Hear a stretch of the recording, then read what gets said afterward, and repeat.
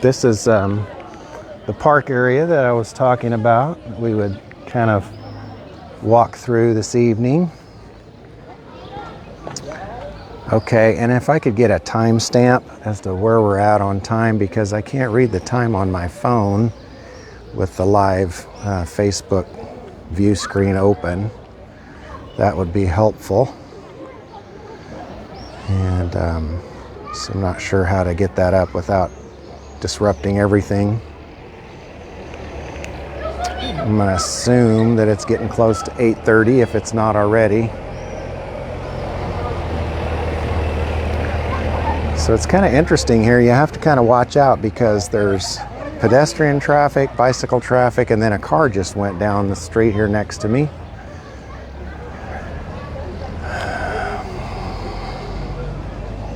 Here are some of the, and I have not researched, I don't know the names of these types of flowers. 12:29, thank you, Jordan. That means it's 8:29 here, so that's perfect. Thank you, Shirley. Yeah, you're on a different time zone too, 3:29. So it's 8:29, now 8:30. I hear the bell, the church, so we're right on time. Well, right on time, 30 minutes late, but here we go. We're gonna make it work anyway. So here's some other beautiful flowers on this tree, and we're in May is the season. April, there was a lot of flowers that were either blooming or were planted here in this park. And so you can see there's a lot of other types of plants here. And there's some nice red benches here for people to just kind of sit and relax, read a book, or chat with their friends. And these flowers here are kind of dwindled down now a little bit from what they were last month. There's still some pretty ones on the leaves there, and I really like the bright red ones. Hi, Beta. Yeah, I want to zoom in a little bit on that one. So I think it's really pretty. I'm going to try to slow down a little bit and pause so that you can do your screenshots. Back in the Hago days, we called them postcards. And let's see, I'm going to try to keep up with the chat, but I have a very small chat window. 31 centigrade there today in Ontario. Wow, that's kind of warm, isn't it? Yeah, I don't think it's nearly that warm here.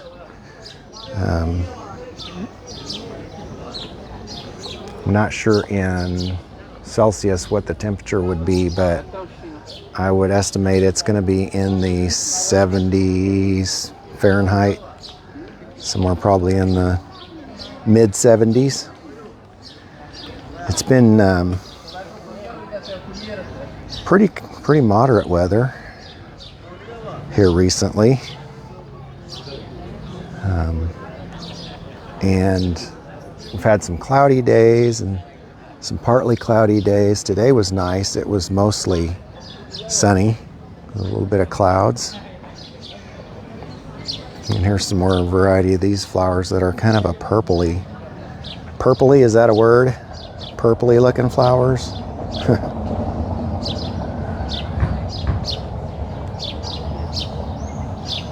Yeah, so yeah, things have changed up a little bit here, and the flowers that were in bloom just last month, many of them have done their job and they're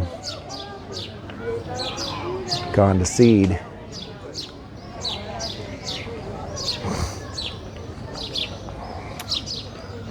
And then we'll go down this way, and there's a nice little gazebo down here, but they have it fenced off right now because they're doing some construction work on the pond that goes around it. So there's a nice view of the little area here that is used. Sometimes events will set up little booths here, or sometimes musicians will come here in the busier season and busier time of the day. And I really love these lights here. They cast a kind of a soft glow over this area, which makes it, you know, just kind of nice. You feel safe when you're sitting down here at night. And it is a, you know, Portugal's a really safe country, and the friendly people here, we've been pretty impressed with, you know, even being out able to walk at night, you know, late evening hours, early morning hours even. We felt very safe here in Tavira. Tavira has a population of about 25,000 people, and it is a town in the southern part of Portugal.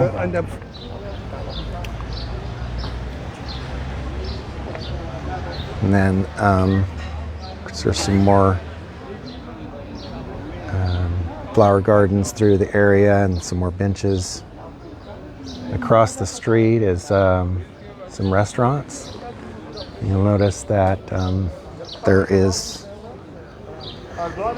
also souvenir shops. Many of them have traditional Portuguese products, which might be made of cork. So Portugal is the highest producer of cork in the world. The last I read is exporting up to 60-something% of the world's cork. And cork is used for, you know, wine bottles and champagne bottles, of course, but also for many other uses. It's even used in automobile production, for soundproofing, and for in buildings for soundproofing. It's also fire resistant, so used to in that way in buildings, as well as soundproofing. And it's a very unique product. And we do have a live tour we did, which was at a cork factory here in Portugal, over at São Brás del Portel, and that is on our YouTube channel. So you can find that on Rick and Lori's Grand Adventure on YouTube. Basically, it was a narration of the presenter and expert in the industry that took us through the plant that prepares the raw cork for distribution to be used in industry. Pretty fascinating stuff. You'll also notice in these homes, these buildings that are along the way, many of them have shops with residences above, and traditional color is white. There's a lot of whitewashed buildings, and that's kind of reminiscent of all the way back to when the Moors inhabited the country, and they ruled the Iberian Peninsula, both Portugal and Spain, for about 500 years,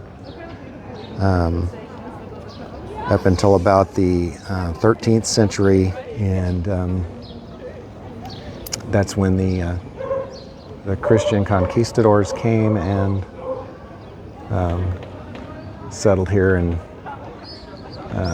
fought the war that brought this area under the kings that were of the time, and put in place by the different, I want to say governments, but kingdoms then. And since they were all, the state religion was Catholic, then there were many churches built in this area. I think, I'm trying to remember the number, it seems like there was over 30-something churches built in this area of the Algarve, just in Tavira, in this area, at some point in time. So some of them have very ornate, beautiful interiors, and We've done a couple tours. I've done a couple tours when I was on the Hago platform that are on YouTube, if you like to look at those as well. And Tavira, Portuguese mathematician. Oh, thank you, Shirley.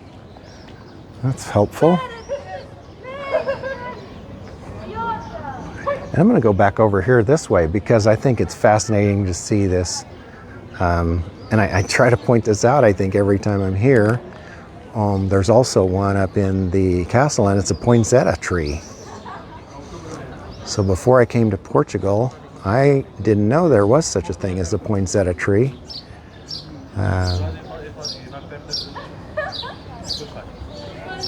I thought they were just grown in, as like a houseplant kind of container for the Christmas festivities and such. It's nice to hear the birds enjoying their evening.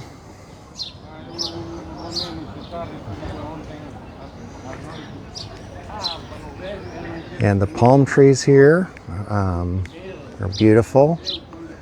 It's another import from tropical areas brought over. So, as many countries, a lot of times when new people come, immigrants come into a nation, they bring seeds of plants and things like that, things that they enjoyed in their home country.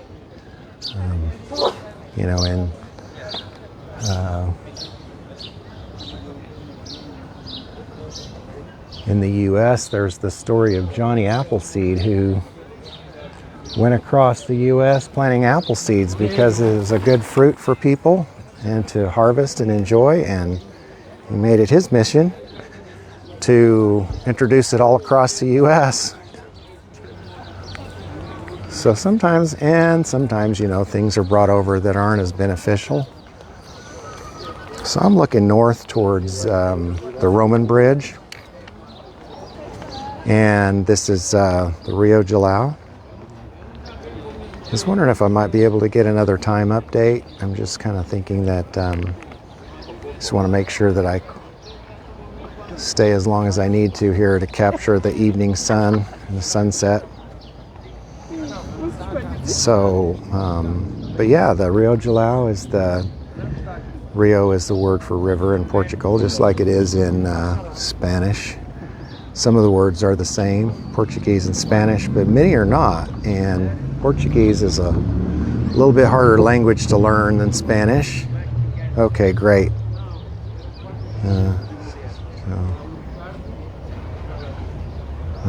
See, so I'm gonna zoom in a little more so you can see the Roman Bridge.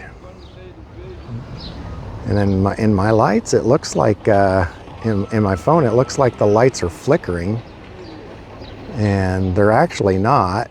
I think it's just the way the camera works here with the way that it frames and captures images. So the tide comes in and out here. Of course, every day the tide moves the river up and down 9 feet. So there's a 9-foot variance. Right now the tide looks like it's mostly out because we can see the bottom of the river. There's a lot of little shells and things like that on the river, on the riverbed here. The water is clear because it comes from the mountains, and it dumps into the Atlantic Ocean, but it first goes through the Rio Formosa Natural Park, which I'm going to pan around here. We'll look, and that is looking south towards the Atlantic Ocean. The river goes through the marsh, and where there's a lot of salt is harvested. And some of the world's finest salt comes from this area of Portugal. I'm going to pan or zoom a little bit more here and see Not sure what's happening to my comments here. I touched the thing I can't. Okay, there. I think I'm caught up. So there's the main bridge that crosses, or like I say, the main bridge for vehicle crossing. The bridge I'm standing on does allow some vehicle traffic too, but that one in the distance is the highway crossing the river there. And then over to the right and down below a little bit here, whoops, let me try to get this. There are the ferries for traveling out to the island of Tavira. The island of Tavira is a nice golden sandy beach of the Atlantic, but you have to get on a boat and go down the river to get there because it's separated by the marsh, the salt water and the marsh in between here and there. The other interesting thing is that we've found is the different wildlife here, and flamingos are prevalent here. And they've actually, even though they're a migratory bird, have started to have chicks here. In last season, I think, was the first successful batch of flamingo chicks born in this area. There's also storks. Storks are prevalent here, and they build up in the tall towers, either the highline towers for the power, or in on the old smokestacks of some of the buildings here that were previously used as tuna processing factories.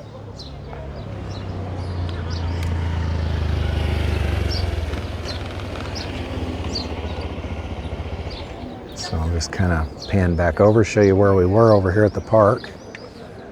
Maybe zoom, let's see. I think if I'm zoomed in, there we go.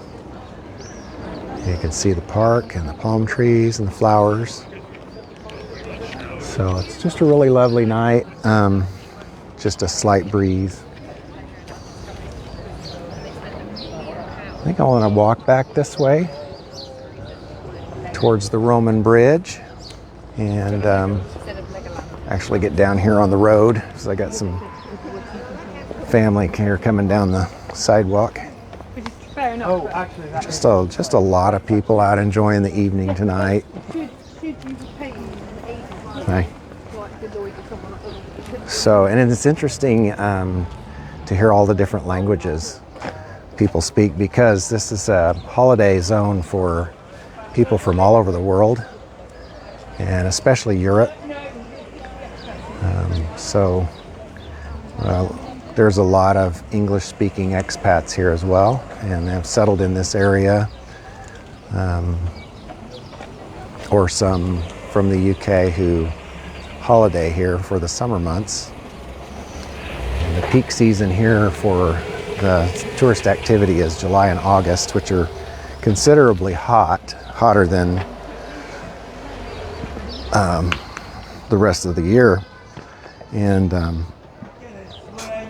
when Lori and I moved here in September, we didn't encounter that, so it was pretty mild weather. It was still hot, but our apartment doesn't have air conditioning. We were able to have a cool breeze flow through the apartment and use just a regular, we had a ceiling fan and then just a regular circulating fan, electric fan. It worked out nicely.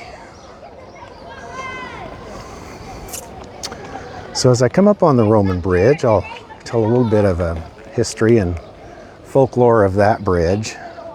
And I know I tell this story probably almost every time I do a tour here, but I think it's interesting, and maybe some new people are on here that haven't heard it,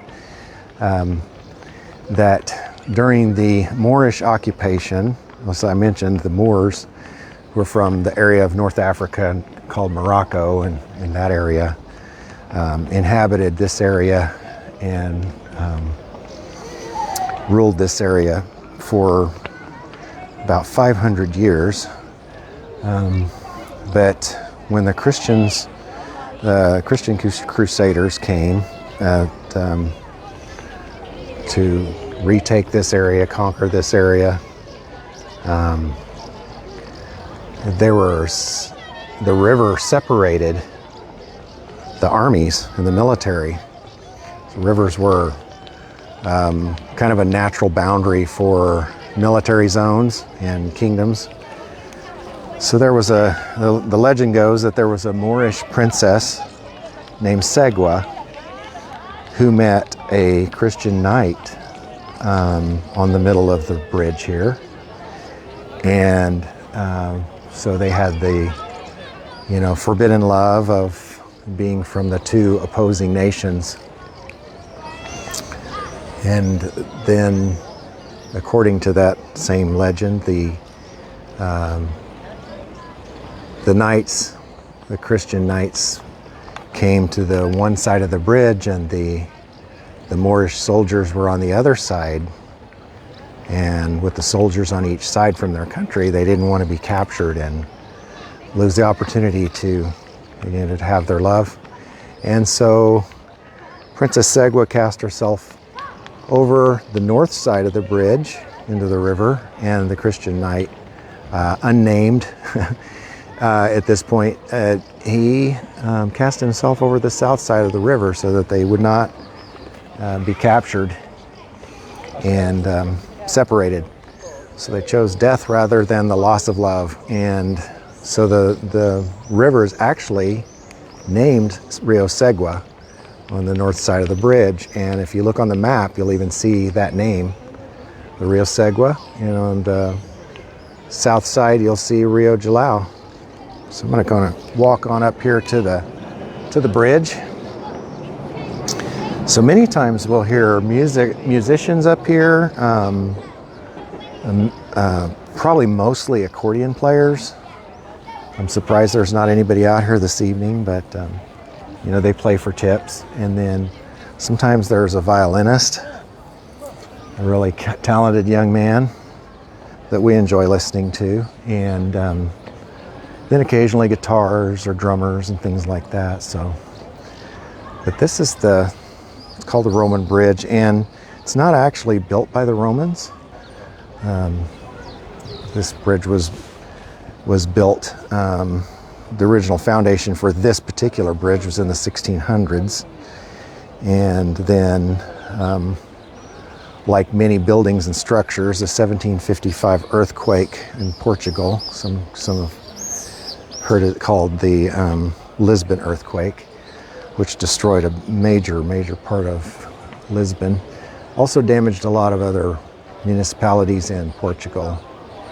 Anyway, so the bridge was repaired, rebuilt, and then was damaged by a flood, rebuilt again. So over the years, this bridge has been built and rebuilt. But before the bridge, there was speculated to be a Roman bridge here crossing this river for trade between the areas coming in from Spain and then back over into Portugal. And so that was part of that. And it looks like see somebody down here wading around in the river, which usually don't see people down there much. There was a boy one time that we saw down collecting some little crabs with those little kind of small crabs, and he was collecting them for a meal. And I think this is just someone, this is just somebody enjoying the evening. I think it looks like maybe kid, young person out there.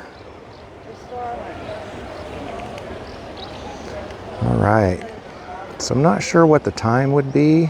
Somebody could give me a time update. I'm trying to catch the evening sun here and the sunset.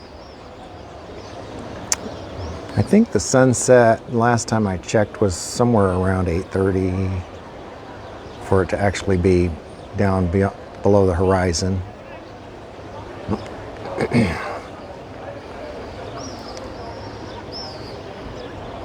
Okay.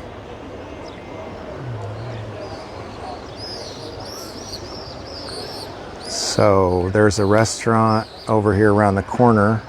And then there's a sushi place right here where you can see people dining out. There's a lot of swallows, birds that are like mud swallows that have built nests under the bridge.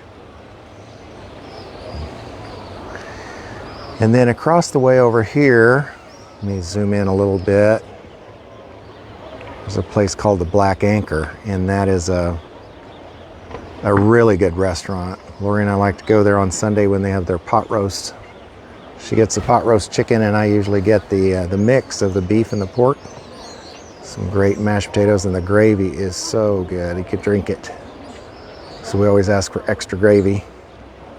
And there's another restaurant. And then as we circle around here, there's kind of the other half of Tavira is on the other side of the river. The river basically splits the city into two segments.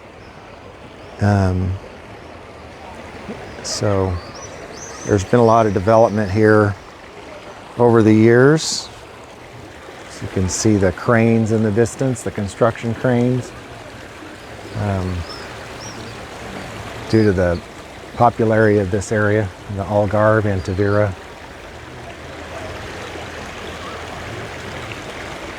So as many people are finding that they can work from anywhere in the world if they can do their work online, or coming to other countries, and Portugal happens to be one of the popular ones due to the good health care and relatively low cost of living. Like I mentioned before, it's a very safe place to live. So the moderate climate here is nice. I would say, this area here is probably more like, if you go the distance of Portugal from the north to the south, the north end would be rainier and cooler, more like maybe the Pacific Northwest. That's what I'm thinking of in the U.S., if you're familiar with the U.S. And then down here in the southern end, more like kind of California, kind of northern to mid California.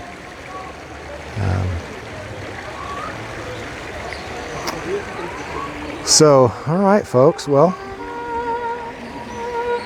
yeah, now we're getting some music.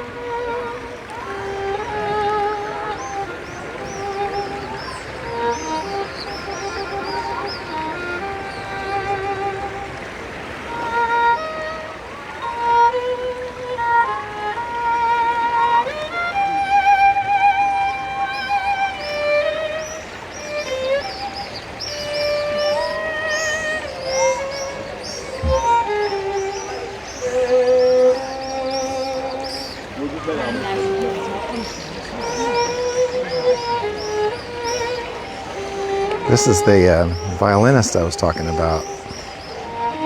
He plays really good music, and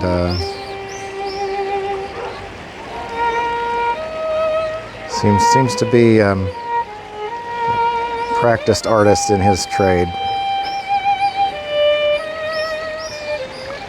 Well, I think, I'm not sure, but it looks like maybe my time's up here. I'm looking at the sky. I was trying to get somebody to send me a time stamp or something to know what time it is. But I am thinking that it's probably close to 9 o'clock. Let me turn this around here a little bit. Oh, wow. So we're getting a little bit of a kind of a bright cast on the phone here from this angle. Thought it might be able to get the sunset in the background, but it's kind of washed out. So 3:59. Okay, so yeah, we're about that time. Thanks, Shirley. So maybe instead of doing the last screenshot here, we can get part of Tavira in the background and our violinist. Okay, now I hear the bells ringing of the church, and so I'm gonna go ahead and wrap up this tour. I just want to say thank you so much for following and coming along with us tonight. I know Lori's still in the U.S. She'll be back next week, and we're going to do some other tours. So stay tuned and follow us on Facebook, on YouTube, Instagram. Thank you, Beta. Yeah, so rickandlori'sgrandadventure.com. We have a website up as well, and we're adding more content to that. And you know, if you enjoy our tours and what we do, and take you places if you can afford it, you know, we have a way to accept tips on Buy Me a Coffee or PayPal. But it's just a joy to be able to share this with you. And yeah, we love you guys and girls. I know I was corrected on that once that I didn't include girls, but thank you, Shirley. Yeah, we'll continue to get you your Portugal fix. So, all right.